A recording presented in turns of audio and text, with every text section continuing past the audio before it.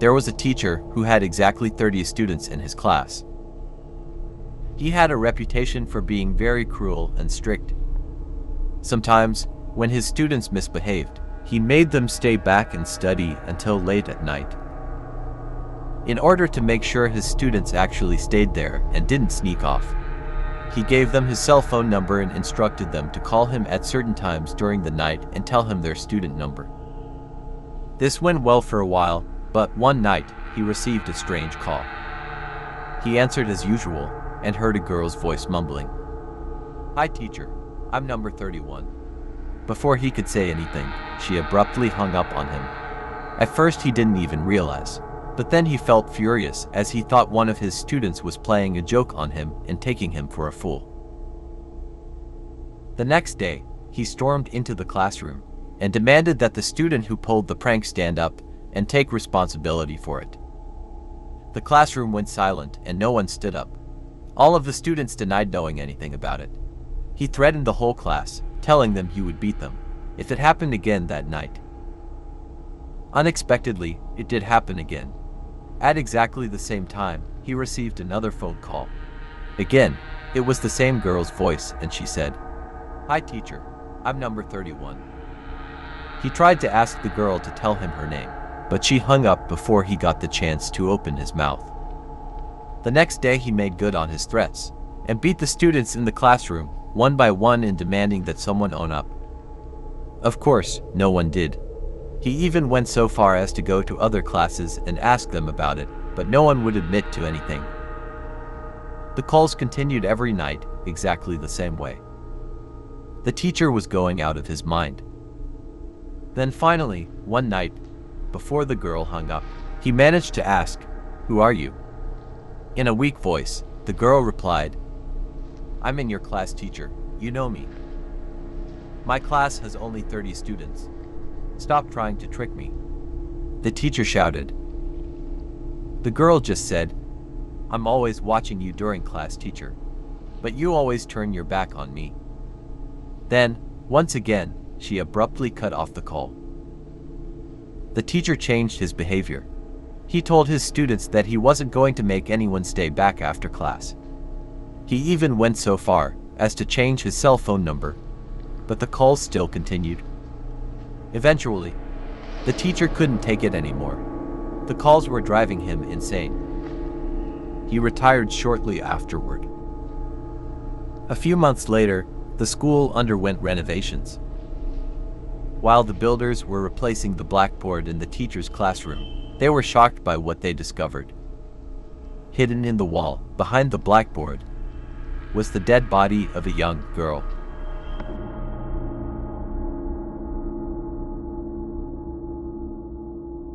Shadows in the Station is a scary story about a subway station in Japan where a lot of people commit suicide. It is based on a Japanese urban legend. I live in Tokyo and I take the subway to work every morning. My local subway station is Shin-Koyo Station on the Chuo line. It is notorious as a place where people commit suicide. It has earned the nickname Suicide Station. Over the years, countless depressed and misguided people have taken their own lives there by jumping in front of the train. It became such a problem that they installed mirrors in the subway.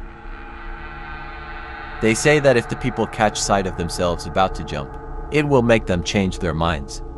I have no idea if it really works. Just last week, there was a suicide at the station. I was there when it happened and I saw the whole thing. It was early in the morning and I was waiting for my train. There were only a few other people on the platform.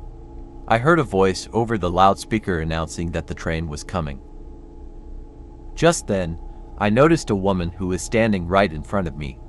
She was just an ordinary woman, about 26 or 27 years old, but something about her made me nervous. She was acting very strangely.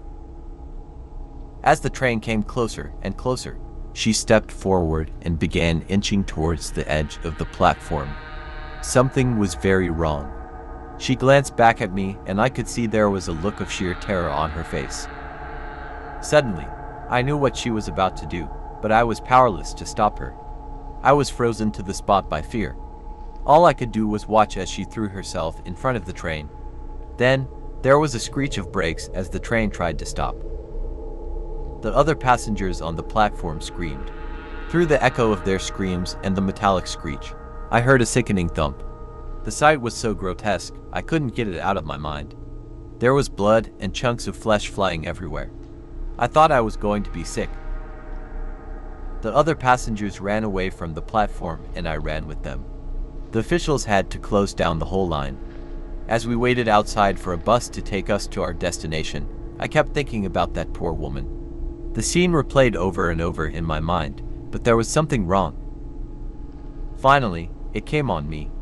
The shadows. That's what had made me nervous. I noticed it just before the woman jumped. The lights in the subway were bright, and when they shone down, they cast shadows from left to right. The pillars, the kiosks, everything cast a shadow from left to right. But the woman's shadow had been different. Her shadow went straight forward, stretching from her feet to the edge of the platform, as if a light had been shining from behind her. There was definitely something wrong. I had an uneasy feeling in the pit of my stomach, and it wouldn't go away. I had to get to the bottom of this. As soon as I got to work, I went straight on the internet and began searching for old news stories about the station. There had been almost 20 suicides in the last year alone. Some of them were businessmen, some were housewives, some were old, some were young, and there were even a few children. Then, finally, I found what I was looking for. It was a photograph that had been taken just seconds before a middle-aged man had jumped in front of a train. I zoomed in and examined it very carefully. One of his legs was in the air and he was leaning back. I recognized the same look of terror on his face. There was a black shadow, like an arm, stretching out from under the platform and grabbing the man by the ankle. Suddenly it all made sense. When I saw the young woman in the subway that morning, she wasn't jumping in front of the train. She was being dragged in front of it.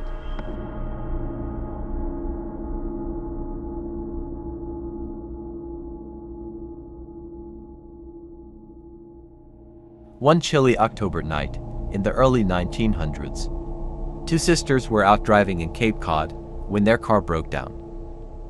It was just after midnight, and they were stranded in the middle of nowhere. Even worse, it began to rain and it looked like there was a storm on the way. They saw an old house nearby, so they made their way up the path, through the mud and the weeds, and knocked on the door. The sisters stood there waiting in the moonlight, but there was no answer. When they tried the front door, they discovered it was unlocked. So they went inside and took a look around. They found themselves in a large room, and the walls lined with books. Everything was covered in a thick layer of dust. It was warm and dry, so they decided to stay there for the night. They fetched some blankets from the car, then lay down on the floor and went to sleep. A few hours later, they were awoken by a loud noise. When they opened their eyes, the sisters were shocked to see a figure standing in front of the fireplace. It was a man, and he was dressed like a sea captain. His clothes were dripping wet. All the frightened women could do was grip each other tightly and stare at this apparition. After a few moments, one of the sisters managed to call out, in a trembling voice, Who's there?" The man let out a long, low groan. And then, right before their eyes, he seemed to slowly dissolve into nothing. Unable to believe their eyes, the sisters decided that they must have dreamed it or imagined it. So they lay down and tried to go to sleep again. The next morning, when they woke up, one of the sisters gasped and pointed at the floor. There were no footprints in the dust except their own. However, in front of the fireplace, there was a pool of water, and lying in it, there was a piece of wet seaweed. One of the sisters put her finger in the water and lifted it to her tongue. It was salty. They hurried out of the old house and managed to flag down a passing car. The driver gave them a ride into the nearest town. When they asked people about the abandoned house, they were told that no one had lived there for years. The people who owned it had moved away after their son was drowned at sea. Before they left the house that morning, The sisters had taken the piece of seaweed with them. They sent it away to have it examined. Then the results came back, and the sisters were very surprised. The seaweed that they sent away to examine was a rare seaweed. It is a seaweed that only grows on dead bodies.